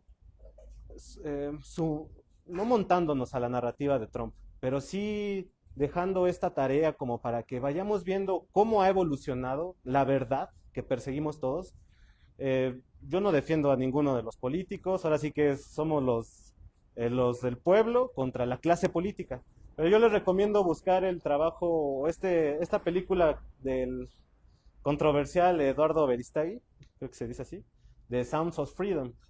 La verdad es que es una película que puede mostrar gráficamente este tema del por qué existe el narcotráfico en México y que no solo existe para traficar drogas, sino también existe el tráfico de humanos y que detrás de eso está una industria secreta de la cual tenemos que hablar y que aquí no da tiempo, pero que tenemos que entrar en esos debates porque sí hay un tema muy crítico, aparte de las guerras y todo eso, se están metiendo con las infancias, se están metiendo con lo más sagrado que nosotros como humanos deberíamos de considerar, y eso pasa también aquí en México, en todo el mundo. O sea, el narcotráfico en el mundo es el ejército paramilitar de estos intereses corporativos privados inhumanos.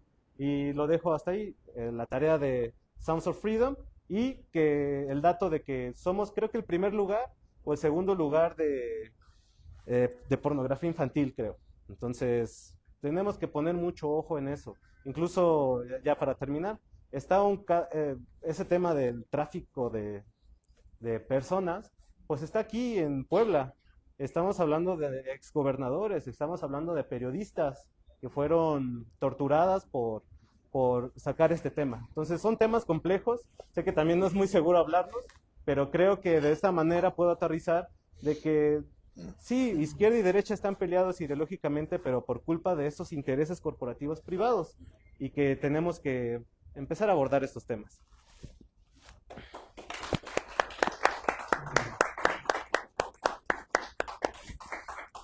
Bien, igual, bueno, gracias por sus intervenciones, siempre es agradable escuchar que alguien regrese, ¿no? Con esa misma pasión que luego decimos las cosas, pues con la misma intensidad. Siempre es bueno porque implica que hubo una escucha activa y que estamos dialogando el tema. Sobre el tema que comentabas, yo pienso que no es necesario el nacionalismo. ¿Por qué? Porque esta idea del nacionalismo es lo que crea identidades, ¿no? Estados Unidos hoy es nacionalista y encuentra a su enemigo afuera. Esta es la doctrina Monroe. Cuando yo soy mexicano, sé que hay alguien que no es mexicano, y ese es el proceso peligroso, que me estoy dando cuenta que hay otro negativo, que no es yo.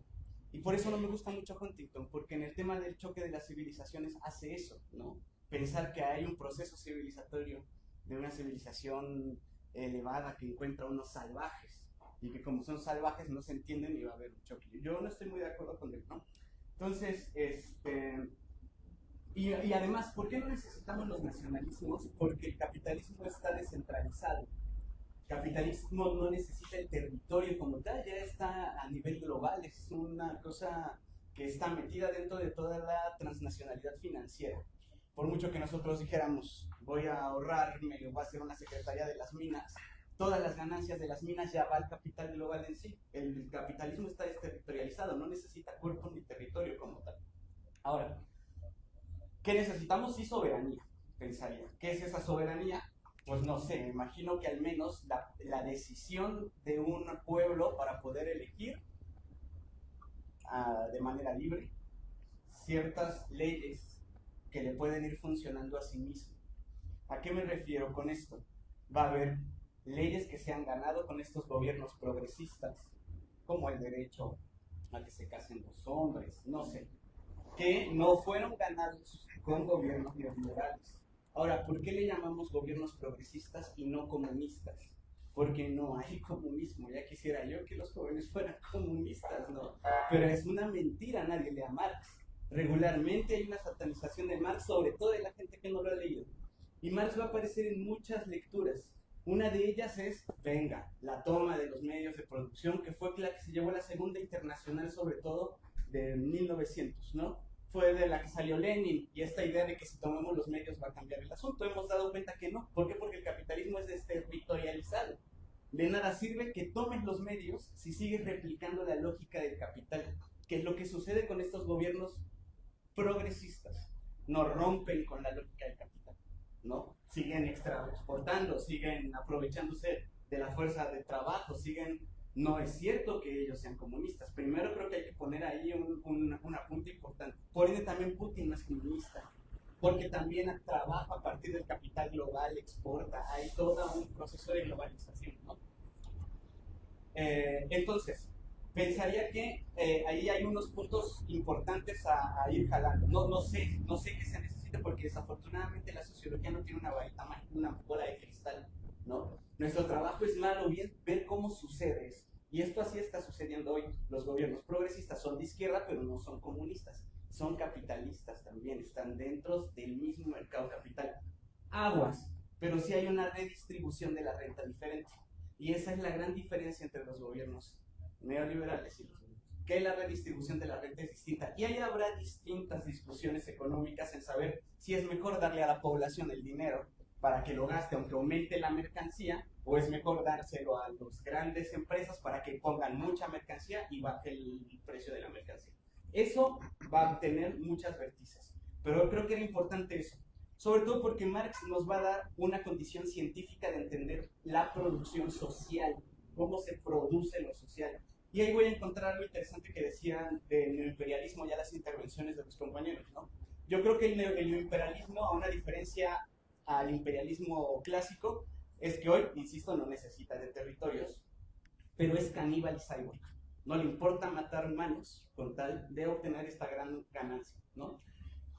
Y entonces se vuelve peligroso, ¿por qué? Porque muchos de estos trabajos pueden ser a partir de la producción de muerte. Y ahí vamos a encontrar a sujetos que aparecen como el narcotráfico.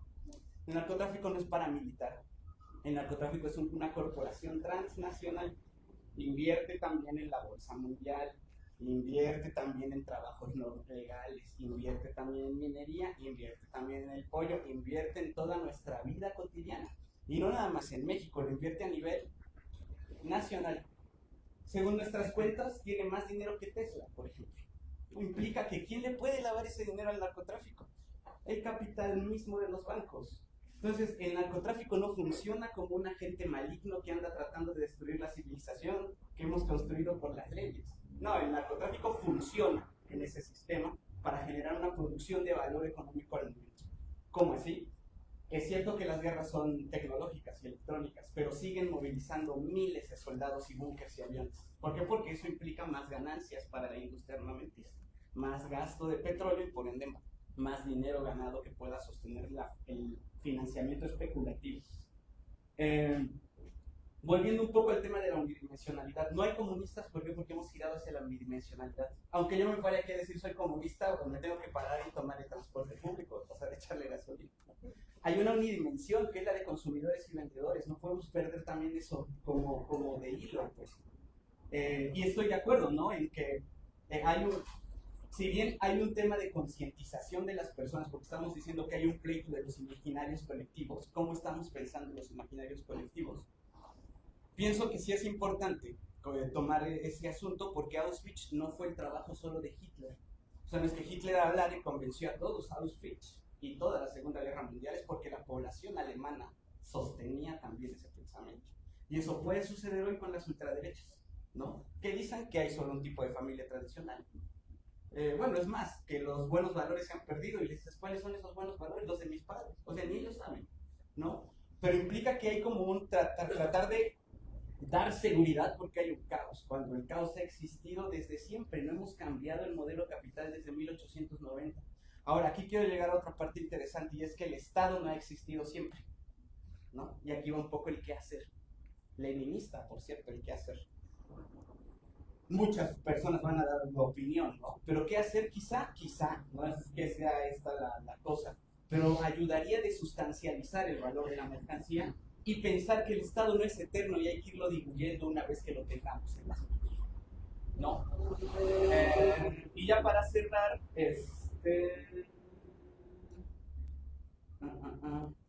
creo que igual, siempre que hablamos a lo mejor y hay una razón real, hacemos una crítica al capital o al sistema capital, automáticamente nos ponemos rojos o nos volvemos morenistas, ¿no? Y no es así. Lo que pasa es que se busca la crítica de lo que sucede hoy. Claro que Morena necesita una crítica seria, porque aparte de que llegó como un partido de movimientos sociales, no ha cumplido todas las expectativas de los movimientos sociales. ¿Y eso por qué? Porque no hay un partido completamente de izquierda, ¿verdad? ¿Qué desafíos nos vamos a encontrar ante esto? Pues no podríamos decirlo, estamos ya en la hecatombe.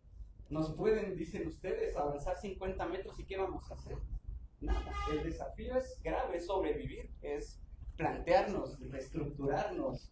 No sirve nada también solo generar movimientos colectivos que no lleguen a centralizarse en formas estatales, desafortunadamente, ¿no? El ZLN peleó 30 años contra el capitalismo neoliberal.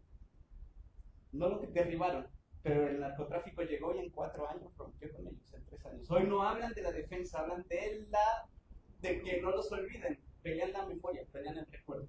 Y creo que esa es una ventana hacia donde tenemos que empezar a ver nuestros territorios, así como está quedando el ZLN, así como está quedando Haití, es el resultado de las políticas imperiales calcitrantes que estamos viviendo. Gracias.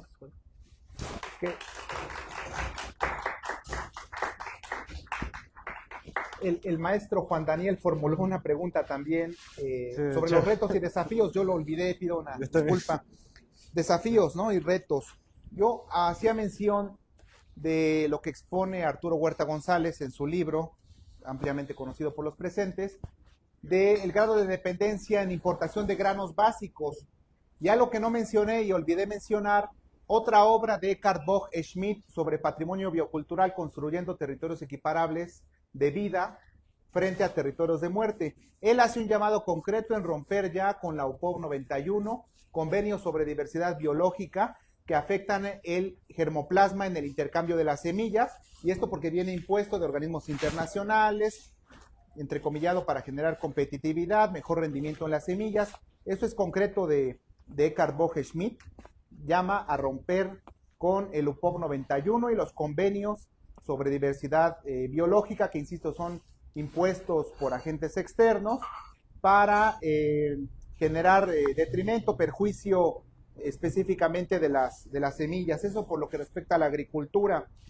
En cuanto a economía, bueno, señalaba yo, es claro que se requiere una crítica y una autocrítica seria, como ya apuntaban mis compañeros, y hacia el futuro generar nuevos proyectos productivos, nuevos esquemas de desarrollo económico, cooperativismo, asociativismo, nuevas formas creativas. Y viene a mi mente también lo que también Jalife apuntaba, señalaba de que él impulsó la creación de una moneda común que fue el sucre. No se logró concretar, pero ese es el llamado, una propuesta concreta de él, generar una moneda común del sur global para armonizar, generar mayores y mejores intercambios como enfoque de una cooperación internacional para el desarrollo y tomar esquemas de otros países, ver qué se puede adaptar, otros bloques geoeconómicos, geofinancieros, la ASEAN 10, los 10 países del sudeste asiático, el RCEP, Regional Comprehensive Economic Partnership, es decir, otros países, cómo hicieron para resolver la crisis del canal de Suez con bonos ciudadanos.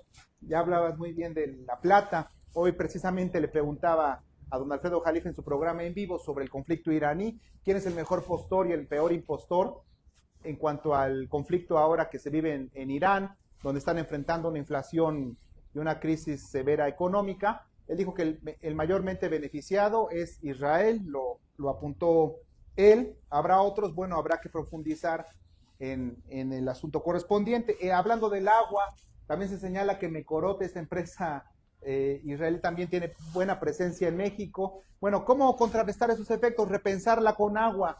Un estado del arte, el origen, evolución, situación actual. ¿Cuándo se creó Conagua? ¿Por qué? ¿Para qué? ¿Vemos a Conagua para lo que resta del siglo XXI? ¿No la vemos? Bueno, pero se necesita una participación social, ciudadana, activa, y como en todo en la vida, tener interés en los temas e involucrarse en consecuencia. Y concluyo, la semana pasada estuve en el Instituto Matías Romero, se presentó el libro sobre la vida de Carmen Moreno Toscano, y en concordancia con ese espacio de deliberación, reflexión, generación de crítica y también propuestas, ¿por qué no? Una serie de propuestas, invitar junto con los aquí presentes a generar un conversatorio con la embajadora Carmen Moreno Toscano, embajadora de México en Países Bajos. Ha sido embajadora en Nicaragua, en Colombia, en Costa Rica, tiene una amplia trayectoria en el servicio exterior mexicano, más de 50 años. Generar un espacio de discusión, un conversatorio virtual para vencer el candado territorial, ¿no?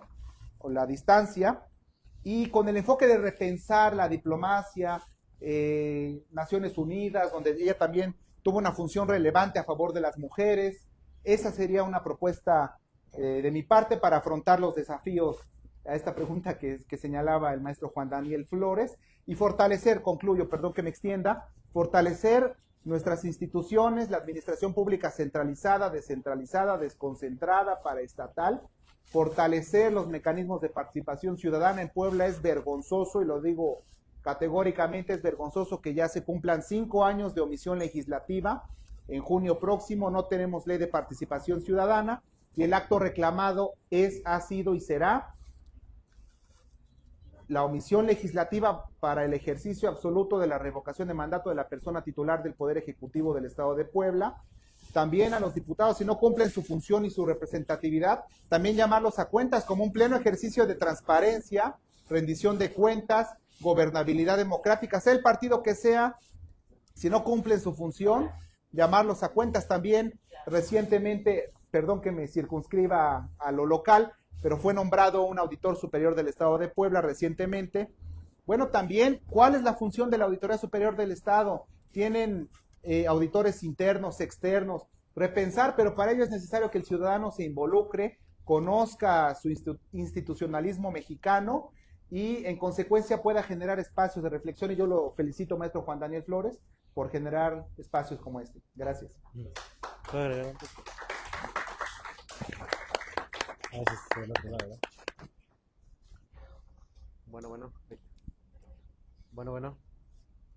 Bueno, ya. Ya para no alargar más esta conclusión, respondiendo a la pregunta de cuáles son los desafíos o qué es lo que deberíamos de hacer, cuáles son los retos, pues primero es asumir. Antes de cualquier cosa tenemos que saber en dónde estamos. Y a mí me gustaría terminar mi comentario con que debemos de asumir que sí hay un Pax Narca. Es peligroso señalar, pero de momento podemos decir que las investigaciones detrás del Pax Narca en México sí existen. El tema de Hernán Bermúdez Requena en Tabasco, el tema de los hijos de AMLO, el tema del huachicol fiscal, es algo así top. O sea, si Morena se quejaba de la robadera de los del PRI y el PAN, pues con el huachicol fiscal creo que ya lo rebasaron. Si hicieron un circo para lo de la estafa maestra, esto ya lo rebasó por mucho. Entonces está el tema de Segalmex, está el tema del tren, donde claramente, bueno, donde investigaciones periodísticas sacaron audios de familiares de AMLO diciendo que, bueno, pues ya vemos después qué pasa, ¿no? Con este balasto se dice, ¿no? Balastro, chafa, ¿no? Entonces, de los moches, ¿no? Que cada metros cuadrados iban a soltar dinero para que ellos no les revisaran este mal material, el cual ya ocasionó un accidente. También tienen sus manos metidas en el Tren Maya, etcétera, ¿no? Entonces, lo que debemos de hacer es retomar la idea que mencionaba el compañero Emir, zafarnos de estos nacionalismos. Pero yo diría más, debemos de entender qué es el concepto radical, de raíz. Debemos de comprenderlo. Porque para mí es un radicalismo contra un sectarismo. Porque justo este sectarismo, estas naciones, estos partidos políticos, estos sectores, por eso sectarismo, son los que están por la disputa por el poder y no les interesan los demás. O sea, es la verdad. O sea, Morena llegó con una bandera y ahorita ya no sé dónde está. O sea, sí está pisoteando la Constitución. Y es que es ahí donde nosotros debemos de partir. ¿Qué vamos a hacer? Vamos a solapar y vamos a seguirle el juego a Dan Augusto, a Pedro Aces, a toda esta manada de personajes. ¿Les vamos a seguir el hilo? O sea, Dan Augusto es el coordinador de los senadores. Eso es un gran poder. Es más, Claudia Sheinbaum, en su toma de protesta, tuvo que refrendar tanto su poder, su alianza con el Pax Narca, que le besó la mano a Manuel, ¿cómo se llama? Velasco. Manuel Velasco de Chiapas. O sea, yo tuve la gran oportunidad de vivir 3 años en Chiapas, en Tuxtla Gutiérrez, y es innombrable ese personaje, ¿no? Incluso en su momento se denunció que él era, iba a disputar un lugar en Chiapas, no me acuerdo qué, y había promoción de él en la Ciudad de México. Entonces hay muchas cosas raras que podemos aterrizarlo en el Pax Narca. Entonces mi invitación y como último comentario es de que debemos de asumir desde ahí qué es lo que vamos a hacer. ¿Cómo lo vamos a solucionar? Asumiendo que no debemos hacer un pacto también como sociedad con el Pax Narca, porque estamos viendo que no existe como tal un Pax Narca, siempre va a haber una disputa, por mucho que un gobierno llegue a tratos con un cártel, pues hay cientos de cárteles, en realidad hay una disputa. Y de hecho está aquí en Puebla el caso de la barredora, ¿no? Son casos que no podemos permitir. Está la criminalización de los luchadores por el agua. O sea, el gobernador está criminalizando a los periodistas, a los que defienden el territorio, el agua. Él es de Morena. La presidenta Claudia Sheinbaum también le llevan cosas y quejas y ella dice, no, no, eso no está pasando, eso no está pasando. O sea, ¿cuánto tiempo vamos a permitir eso? Entonces, si queremos hacer algo, debemos de asumir que la cuarta T no vino a hacer lo que dijo que iba a hacer, que lo está haciendo peor y que ahorita tiene, por culpa del fanatismo, por culpa del sectarismo, tiene el poder legislativo, judicial y, y ejecutivo, perdón, legislativo, ejecutivo y judicial. Tienen los tres poderes y ellos lo han admitido. Entonces debemos de empezar por ahí, a desmitificar este gran mito en el cual está México con AMLO y la cuarta transformación. Ya bueno, yo como cierre igual ya lo había dicho hace rato, pero yo pienso que el cierre debe ser radical y más así calcitrante, porque por ejemplo, pensar que tengamos una moneda que nada más sea de el sur, no implica romper la ficción de la moneda sobre la mercancía, ¿no? Y por ende entonces está sosteniéndose ahí la misma explotación, solo que ahora con otra moneda como tal. Entonces pienso que de repente terminamos, si solo optamos por enfrentar así estos desafíos, terminamos administrando la tragedia, ¿no? O administrando la catástrofe, y parece que hacia allá van los gobiernos contemporáneos. No importa si es Morena, bueno, si no es Morena, ¿a quién vamos a regresar? ¿Al PAN? ¿Al poder? Al PRI al poder, seguramente, entonces esto va a seguir igual, pues, ¿no? Creo por ende eso que, digo, y aparte, desde la sociología siempre es necesario, no, a veces pensamos que una acción puede ser positiva y termina resultando todo lo contrario. Un ejemplo, los derechos humanos, al solo cuantificar lo humano como personas y dinámicas que hacen los humanos, pues claro, entonces hay una preferencia del agua sobre Bonafont que sobre los animales que habitan la sociedad, ¿no? A pesar de que los derechos humanos son una muy buena idea, si nosotros solamente los legislamos hacia la humanidad solita, terminamos quitando de fuera muchos procesos sistemáticos y simbióticos que se cruzan, ¿no? Entonces, un poco desde ahí, creo que es necesario siempre como torcer un poco más la tuerca o dar un giro más para no quedarnos solamente en pensar que sacando a la 4T porque no cumplió nada, va a solucionarse esto. Y ya, gracias.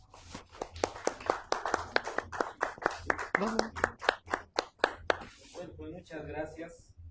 Gracias por compartirnos su conocimiento, su experiencia, también gracias a los que asistieron. Quiero recordarles que este primer conversatorio 2026 se hizo de alguna manera auspiciado por este pequeño colectivo que estamos tratando de impulsar como ciudadanos, que es el colectivo El Camino de Mis Alas, por los derechos de las personas y de las infancias en situación de discapacidad. ¿Sí? Es un tema muy importante, ¿sí? Que no ha sido relevante ni para la academia, ni para el Estado, ni mucho menos para las iglesias. ¿Sí? Siempre comento esto, ya parece descorrayado, pero cuando llegamos a la CAPU de la Ciudad de México, a CAPU Puebla, la CAPU tiene más o menos, no sé, en 1988, si no mal recuerdo, ¿sí? 40, va para 40 años por ahí, ¿sí? Y cuando llegas, bajas un camión de Estrella Roja, ¿no? Ves ahí un letrero gigante en la rampa y dice rampa para discapacitados, ¿sí? Entonces, yo siempre lo he dicho, ¿no? Hablamos como pensamos, ¿sí? En el lenguaje está reflejado nuestra postura, no solamente ideológica, ¿no? Sino nuestra construcción mental, nuestra inteligencia. ¿Cómo es posible que han pasado cuántos sexenios, cuántos gobiernos? Puebla es una de las entidades donde más universidades hay.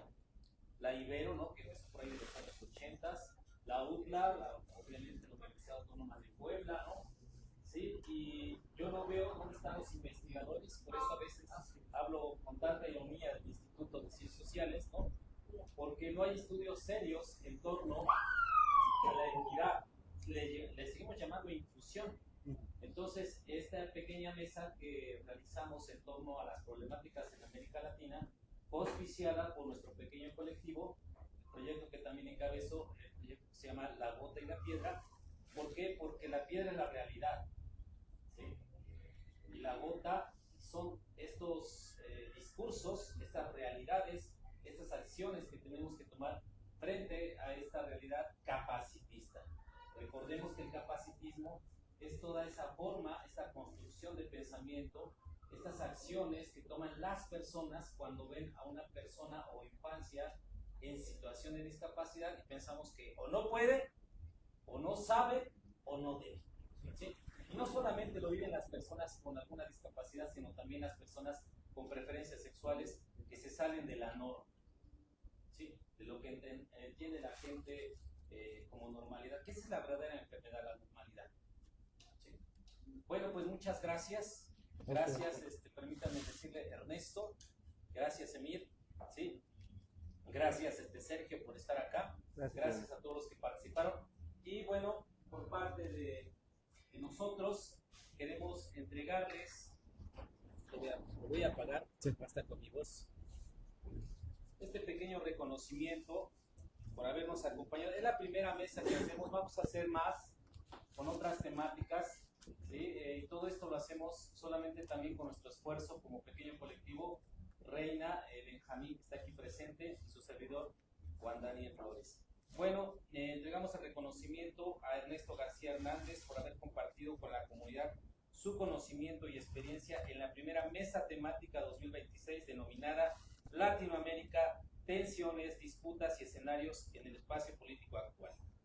Bueno, pues la firma del señor Raúl Ibargo, el encargado, del organizador Juan Daniel Flores, y estamos en México, Puebla 2026. Gracias. Gracias, gracias. Gracias, gracias, doctor, gracias. Gracias a usted. Gracias. Y bueno, también igual, gracias por su experiencia, gracias Emir, Sara, te compartimos una amistad, que es el maestro Gustavo López, que fue el que de alguna manera, gracias a él me titulé como sociólogo. Ya no me acuerdo en qué año fue, ¿sí? Ya perdí la cuenta de los años, pero gracias Emir por haber compartido tu conocimiento. Gracias.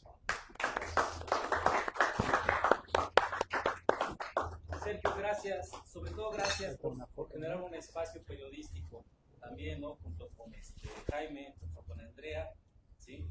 Contramáscara es uno de los espacios independientes, ¿sí? Que con sus propios recursos, también con nosotros como colectivo, trata de ser una contracorriente frente a estos discursos. Uno abre muchas veces las redes sociales y bueno, pues ahí están los aplaudidores del poder, ¿no? ¿Sí?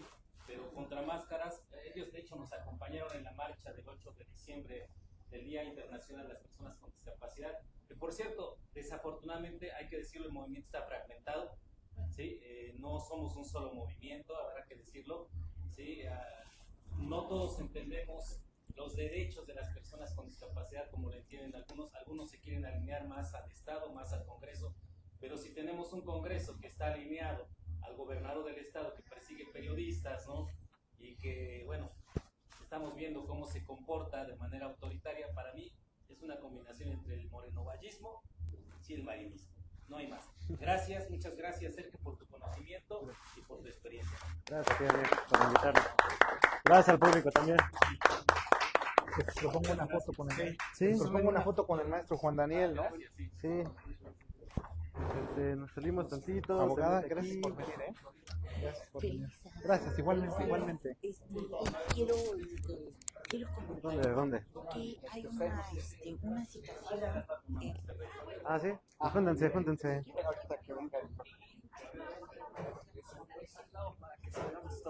Va.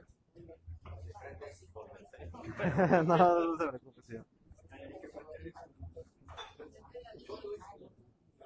Ah, sí. Sí, va. Señor, un placer. Gracias por su participación.